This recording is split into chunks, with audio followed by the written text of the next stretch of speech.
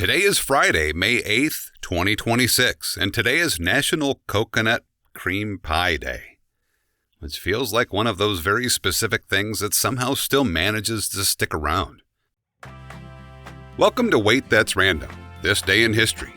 I'm your host, C.L. Burns, voice actor, audiobook narrator, and your guide through the odd and unexpected corners of history.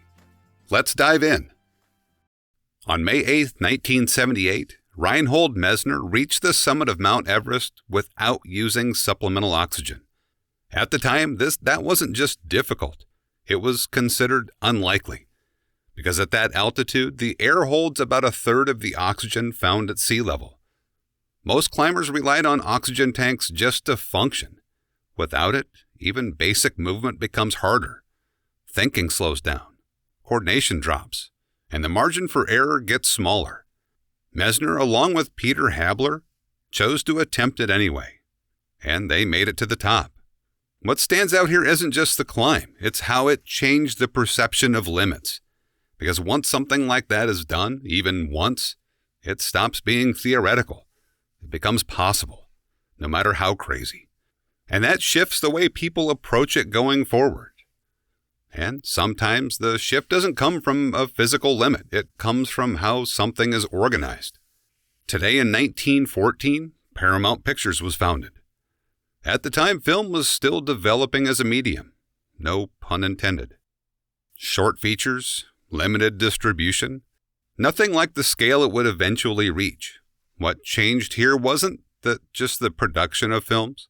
It was the structure around them. Paramount helped establish a system where movies weren't just made. They were distributed widely, marketed, and shown across a growing network. That model mattered because it allowed films to reach audiences beyond a single location. And over time, that approach became standard across the industry. Studios, distribution channels, the idea of a film being released broadly, it all started to take shape. Sometimes the impact of something isn't what it creates directly. It's the system it builds around it. And sometimes something starts small enough that people don't even recognize what it could become. On May 8, 1951, one of the earliest demonstrations of computer-generated music took place. At the time, computers weren't designed for creativity. They were large, complex machines used for calculations. But in this case, they were programmed to produce sound. Simple tones, basic sequences. Nothing close to what we think of music today. But that wasn't the point, because it showed something new, that a machine could generate patterns that resembled music. And from there, things expanded. Over time, that idea developed into digital music production. Synthesizers, software-based composition, entire genres built on electronic sound. What began as a simple demonstration eventually became a completely new way of creating. Sometimes something doesn't need to be fully developed to matter. It just needs to show that it can exist. And sometimes what stands out isn't what's created, it's how it's delivered. Don Rickles was born on May 8, 1926. He became known for a style of comedy that was direct, fast, and often built around insult humor.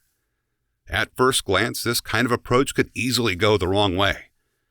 But what made it work was timing and tone. Because underneath the delivery, there was a sense that the audience was in on it. His performances moved quickly, little pause, rapid back and forth. And that created a rhythm that people recognized. Over time, that style became closely associated with him and influenced others who followed.